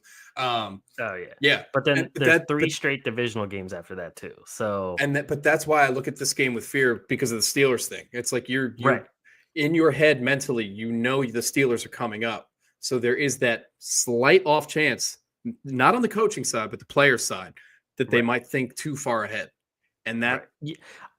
I've talked myself into it. Do it. I'm Do it. Just do it. I'm I going- did fucking Packers over fucking Detroit in Detroit, which is a stupid ass pick, realistically, based on actual numbers this year. However, we're having fun. We're both And Shaq, as he Go said, ahead. he's an Eagles fan. He said, this is no easy game. This game could get very messy in certain ways, and it's a bit scary. It's true. Oh, and Shaq, I'm going to clarify this since we're both Eagles fans. I'm wearing a Seattle jersey because they beat the Jets, and I hate Aaron Rodgers, just to be clear. Yes. And I always liked Richard Sherman, so I had to own this. But obviously, go Birds. I mean, yeah. which This one? next game, Mac Jones versus Will Levis. Can I just not? Still the GOAT. Just saying. Absolutely. Well, you know what's so nice is both of us had safeties wearing number 20 Oh, yeah, no. that literally are in that convo. Like, of just unbelievable at their position in every way. Shaq says, I think all of New York hates him as well. I completely true. agree, which makes it so much better. It just makes it And the Green greatest Bay. thing. This next game, as Um, I just said, is literally the worst thing I've ever seen in my life. Yeah, Jacksonville, Tennessee, is really I- bad. It's probably going to be Mac Jones. I'm taking the Titans because their defense is the only redeemable quality they have as a team, and I don't. Yeah, I I think I'm going to have to agree with you on that one. like offensively 'cause- they're a trash can, but Especially because when you look at Jacksonville, you would think like the big good thing about them is like Travis Etienne and everything, but their run game has been awful, so bad. agreed. Which takes us to Giants at That's Jets, my guy. sorry, I'm taking the Jets. Dolphins. Don't at even. Miami, and Tua's going nuts. It's gonna happen. you already know we're both taking Miami in that one. It's not Aaron a cold Rodgers. weather game. Aaron Rodgers for under 200 again. He's going to miss Adams and Wilson at least 10 times combined. And Tua's going to have like 4 tuds. He'll have 1 pick, but he'll have 4 tuds. True. I'm calling that right now. Atlanta at Minnesota. I might get spicy with this. I was thinking about this one. I'm taking Minnesota because they're obviously the better team, first off. Second off, I agree. Ray Morris talked about like being super hyped for Kirk Cousins' bounce back, and I'm like, I don't know, is he even going? True. Yeah, Yeah, you know I what? mean, he could throw a 5 touchdown game, but he could also throw another 4 interception game. But what was the one thing you said to me regarding the Cardinals this weekend? You texted me and said the one thing the Vikings are weak against is the deep ball. That is true. So That is that's true. that little, and it's so true though, and that's like what's kind of eating at me here is I'm like, Kirk gets to play the Vikings again. he has weapons. He's misusing them to a degree that I really I'm like very upset at him about. Hold on. I'll make this easy for myself. What are the home and road records? Let's see. That's actually a good question. Falcons have a better road record than they do home. They're 3-4 at home, which is But Minnesota's 5-1 at home. yeah. Well, when you have 2 L's, I'm pretty you know what I mean. Fuck. Nah, I have to take Minnesota. I can't even pretend. They're also Minnesota's 5-point favorites with an over-under of 45.5. Which is actually a lot tighter than you would think, because the Vikings get 3 points for being at home. True. So the fact that it's only 2 that are in leeway, but I think this is a game for anybody who does bet. I would massacre the over on this game, like literally just hammer it. Oh, because this is a game where if Kirk shows up, they will put points up, and so will the Vikings, because Atlanta's defense is also really not good. So, but I'll take Minnesota. On top of that, I feel like Justin Jefferson wants to like get back on track. Yeah, and because this would be a good game to do it. Yeah, because Arizona, I mean, don't get me wrong, he had 99 yards in Arizona, but for the longest time in that game against Arizona, he was not doing much. And then the week before that against Chicago, he had 27 yards. It was and it is just a case of that will happen. I know he is who he is, right? But if Jalen Johnson, if that coverage was that good, which it could have been, obviously then Jordan Addison became open and was fully utilized. Right. But that's you know what, exactly that reason is why I'll take the Vikings, because they are able to adapt their game plan mid-game. That's true. To succeed. So Jefferson actually hasn't even scored a touchdown since their game against Detroit on October 20th. And the last 4 weeks he has failed to reach 100 yards. So I just feel like a Justin Jefferson game is coming here at some point. I like that take. Which takes us to another. It's a good spot for it, right? Right. Like, exactly. It makes perfect sense. You're competing still for a division title. You're only 1 game back. It's not, you know what I mean? Like, obviously the Lions being 11-1 is scary, but you're 10-2. Like, it's well within reach given certain events happening. So, which takes us to another shitty game. New Orleans at the Giants. I hate this game for so many reasons. Tommy Cutlets might be back. Oh my god!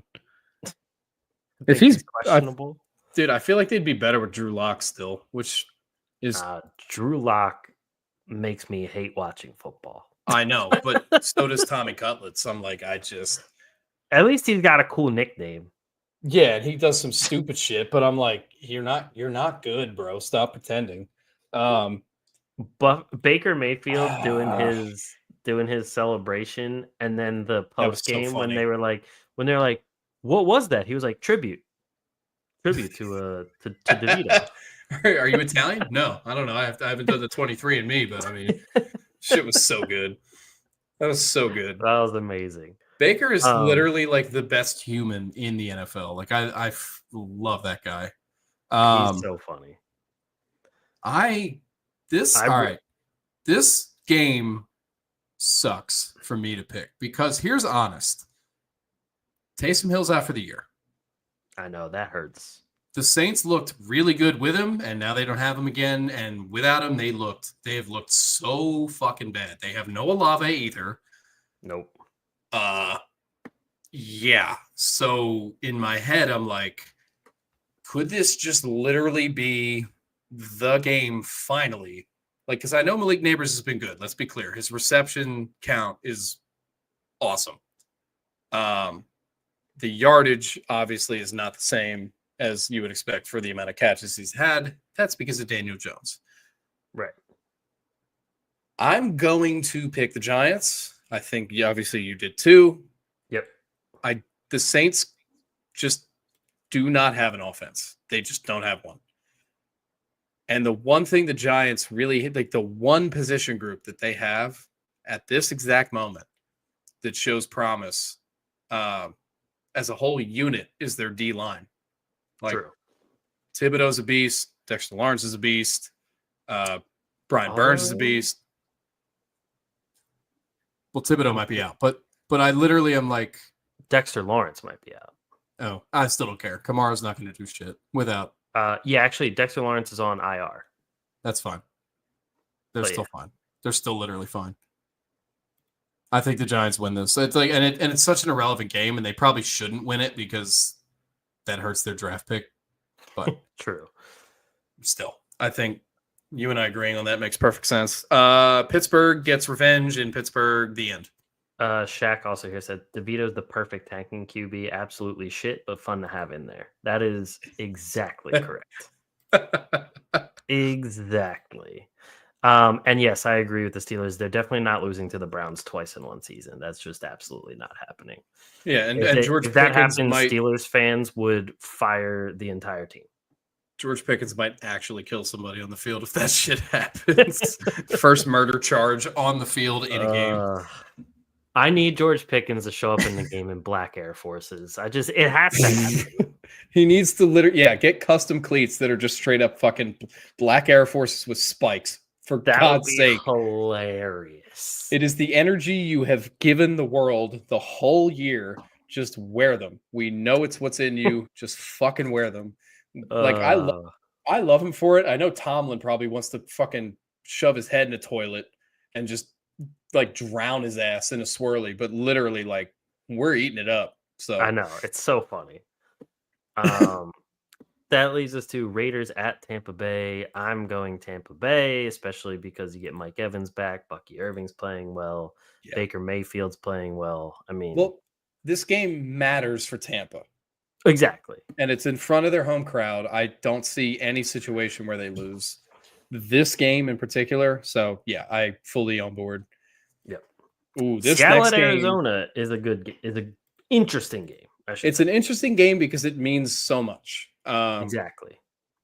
For that division, which obviously is just a complete and it's fully open. So, oh yeah, I saw Shaq. I saw a post today that said the Steelers have a CTE demon that just goes from receiver to receiver, and it had Antonio Brown and then Martavis Bryant in the middle, and then it had George Pickens on the right, and I was like, that is accurate.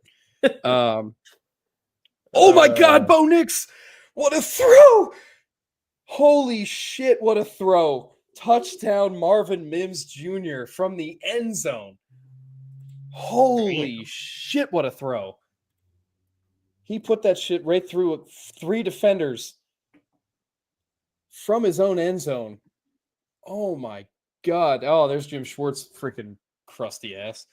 Thank you for the Super Bowl. Since the Super Bowl with the Eagles, you have not been a good coordinator. But thank you. Amen to that. If you have not, if you would be interested, Shaq says Rookie of the Year.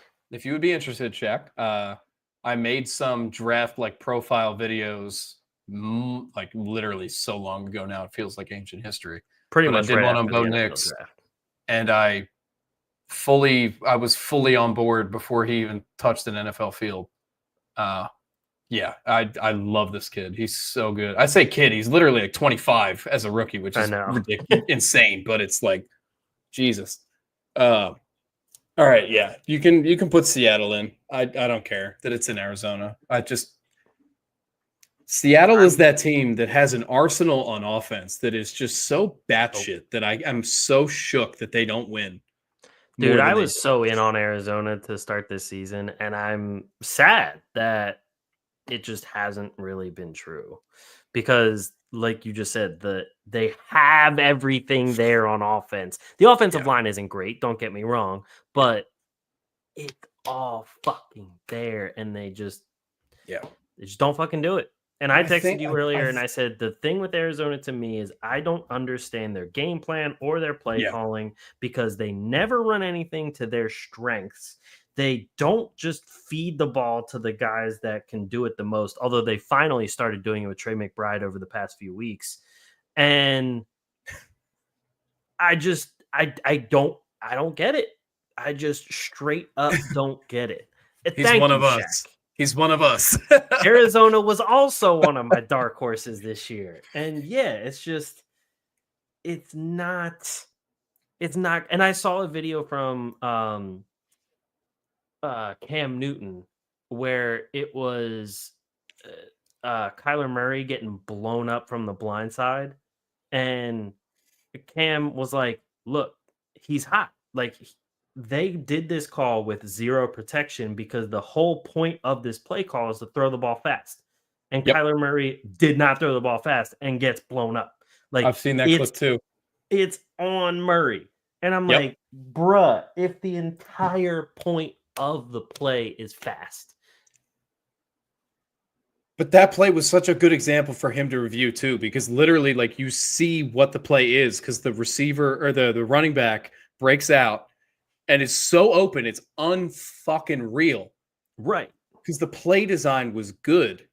Like, it worked. Like, they called that play on a play where they knew there was an extra rusher, so there would be open space. And he just didn't fucking read it at all. He just didn't even do what the play was designed. But that's been their story. They're 6-6. We have them in mid in our power rankings because they're the middest team to us in the NFL. Exactly. Hold on, I found it. I have to. Yeah. Because I love it too. It's such a good clip. And it's so funny to see Cam dressed. Like, of course, he's dressed exactly how you expect. Go back. Press pause. He hot. Elaborate. And I love the interviewer. This is football 101. All right, when you see this type of play right here, and somebody will say, the offensive line just got him killed. No, they didn't. The quarterback got himself killed. In an empty formation, which is 5 blockers. Everybody else are eligible receivers. You got 1, 2, 3, 4, should have 5 receivers. Let's see how many go out for a pass. All 5. He's hot. That ball's supposed to go to the running back. His eyes is in the wrong place. You're right there. Defense are getting exploited. You can see literally at the line of scrimmage, the running back. Oh my God, Jameis just found Judy for a bomb. This is an insane game. Brother, this, like, what is holy going on in this game? We are 5 minutes and 10 seconds into the third, and it is going to be 28-24, brother. 70-yard touchdown to Jerry Jeudy. Holy balls. Monday Night Football is delivering so much more than I ever could have imagined. I love this. Yeah, I love that from Cam, right? Because obviously he will. I'll say this about Cam. He will get plenty of criticism for so many things. Right. Some of it fair. Exactly. But one thing I will never, ever, ever criticize him for is his football IQ. Ever in my life. I think even on field, you could see it. His body just was breaking down in a way that he could, like, it was a case of your mind wants certain things and your body can't do it anymore. And that sucks. And I hate that. But now that he's doing this sort of thing, he's on different podcasts, he's on different, like, shows in media, what have you, to just take the football knowledge he has and present it like this. And they got the 2-point conversion. Damn. It's a 3-point game. So I'm loving this. And that is such a good thing for other, like, casuals to watch, right? That maybe don't fully understand the game and, like, what makes a play break down. Because on a play like that, if you don't watch football all the time, you would fully think, oh, the O-line let him down there. But the truth is, if Murray was looking left to start that play, that ball's out, and that running back's gaining probably 15 to 20 yards because he was at the line of scrimmage with no defender near him. Right. Literally just a little touch pass right over the line. Yeah. Boom. And he's and that running back's at full speed now too. So it's literally like, if that first guy that hits him doesn't tackle him, it's a big gaining play. Right. And that's just been the story of the Cardinal season is you have playmakers, you have this athletic ability throughout this lineup. And it's for some reason, it's not fully getting there. And each game, it feels like it's a different problem. Like some games, Kyler really balls out and he's the reason you're in the game or winning. Other games, it's like you could blame him for the loss. And it's frustrating because this division was truly available for them to just have. They were 6-4. If they had won the last two, they'd be sitting at 8-4 and they'd be kind of like, all right, we're in a strong position here. But instead, they have to now battle a team that's tied with them. And the winner is now the leader of the division. And this is a team that's already beaten them. So it'll be very interesting. I think I'm very looking forward to it because I know it'll be probably like the last one was very low scoring, but I love defense. So Agreed. Like I'll be very curious to see if Arizona can show me that they have the heart to win the games that really mean the most. Yep.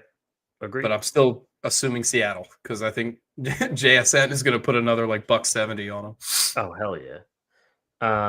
Taking the Bills over the Rams. Same. I love Matt Stafford. I love that receiving core. It's just Josh Allen's playing on another fucking planet right now, and I don't know what the fuck. It's insane. Okay, you know what? Actually, give me 1 second because I have to just watch it again for my own sanity because that was the most insane play I've ever fucking seen in my life. I'll be very quick with the search because I type fast. Oh, and Shaq said it's always these crap matchups that deliver the best football. That's true. It's so true. There are a lot of them that give you the highest scoring. This fucking play, when I saw this shit live, my jaw did not fully close and go back to a normal position for a while. Yeah. This is behind Cooper, who brought it in, pitched it back to Allen, who's going to go to the goal line and get in.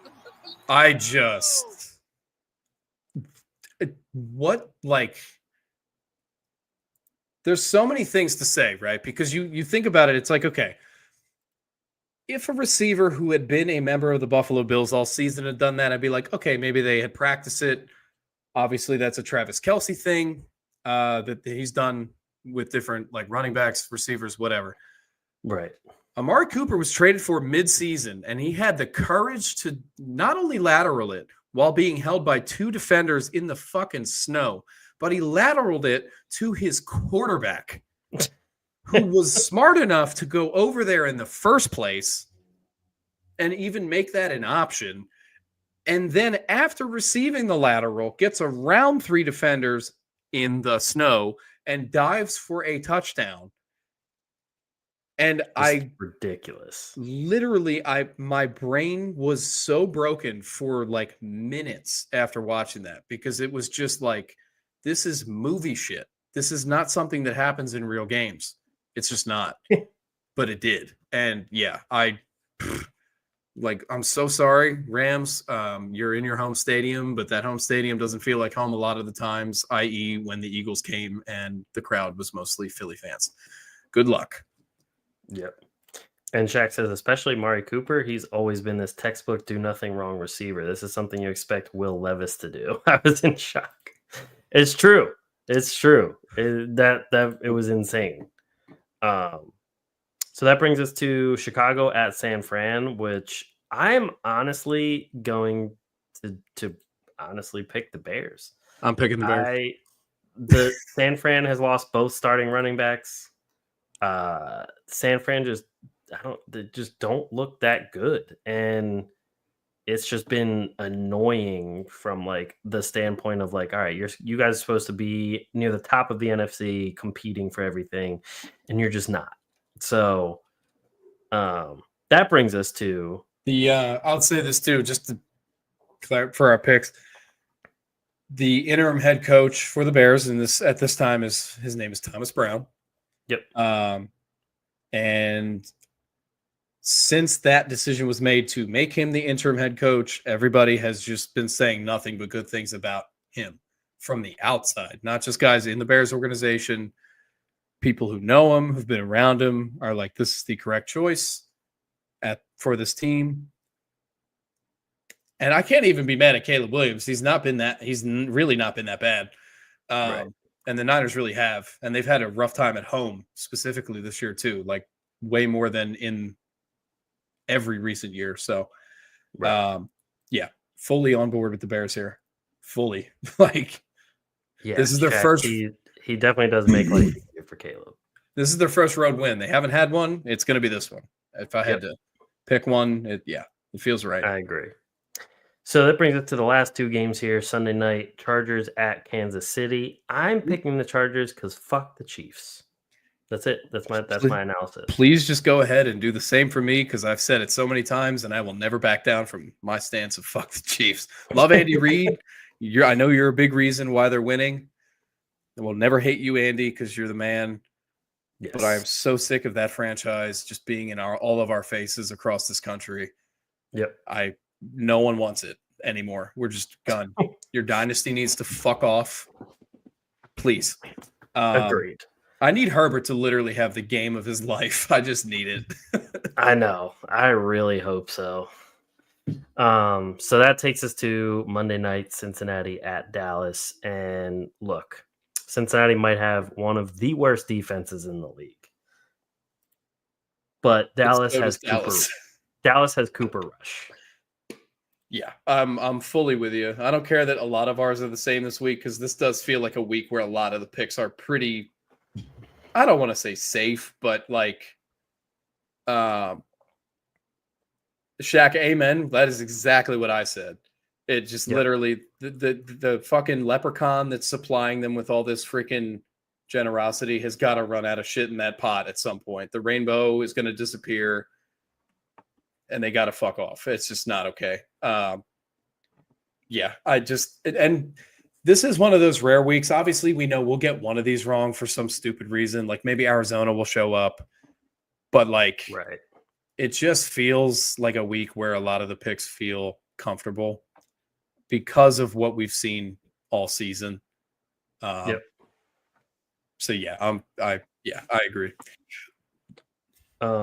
I actually do not have time to do the immaculate grid, so I don't know if you want to do that here without me, or I'll try to do it. Okay. Do we want to like I can text you my picks and then you just make the graphic and like tweet it and thread it out? We just did the picks. Or I mean like not the picks, sorry. My brain's stupid today. Ignore me. I might do the grid after you go, just to see if I can do it. But I'm going to debate that in my head for a second. Because it's actually the first one on a Monday where the teams on it are not part of the game. Oh, yeah. Usually they are. Yeah. It's a weird mix, too. Since you got to go, I'll just tell you. It goes from the top, left to right. Yeah. It goes Jets, Buccaneers, 10,000 yards passing in their career. Mm-hmm. And then left side from top to bottom, it goes Steelers, Cowboys, Texans. Okay, that's an interesting one. Like it's a good mix. I'm just like, I think you know what we could do. You know what we might do, because I'll remember the number, because obviously it's grid 502. We could do it first thing next Monday. Yeah, that works. And just blast it, and then we'll finish that one with that week's, and then just be good. Shaq, to answer your question, he says here, how often do you guys stream like this? Had a good time watching you guys. First off, we appreciate that a lot. Appreciate you watching it all. Really appreciate you chatting and hanging out with us. Glad you had a good time as well. We stream usually every Monday night. It's usually around 8 p.m. Eastern. Is usually when we jump on the stream, and then we put it up everywhere for like podcast sites and all of that. So we're everywhere you get your podcasts as well. So yeah, usually we stream once a week. It's on Monday nights. And then whenever we do start a video series, we have like recorded and edited videos that get put up on the channel as well whenever we start to do those. Usually those are more like off-season things, at least they have been so far because we do the podcast during the season. But yeah, we usually talk about like what we might put together for that as well. So we appreciate you tuning in big time for sure. And I have one idea for a video series that I do have is once the NFL season ends in that weird leeway between the Super Bowl and the draft, is do a video for every single team reviewing their season, reviewing their needs, anything encompassing that. So that is the kind of deal, like, because we do the podcast and we discuss the comings and goings and like everything, the videos are usually about like when things are not active for that given, for football mainly. But Exactly. Alex is a big basketball guy, so that's why there's some basketball videos up there too. And I made some hockey ones because I just always been a hockey fan. But we appreciate it. If Shaq says he'll be tuning in, then already subscribed and excited for the next stream. Hell yeah, dude. We appreciate that big time. So I think, correct me if I'm wrong, if you want to watch videos of past ones at all, they're on YouTube and Spotify. Yes, Spotify only has the last 10, maybe. We didn't have all the videos on there, but YouTube has everything, and then we started putting our videos on Spotify. Everything else is just audio. Yeah, okay, cool. Good deal. Yep. But yeah, there's like we just try to put out content. Yep, pretty much. If you're we just have fun with it. Yeah, if you're just chilling, it's something to put on. But yeah, appreciate it, man. Yeah, so thank you everybody for tuning in. Thank you, Shaq. Thank you everyone that might watch this or listen to this later on. If you enjoyed it on YouTube, please subscribe, hit the like, hit the bell, let you know when we go live.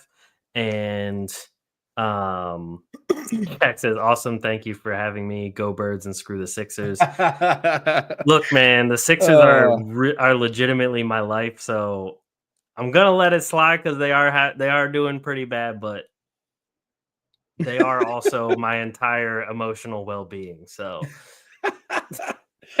oh no! But anyway, thank you everybody for listening, and we will catch you guys next week. Peace.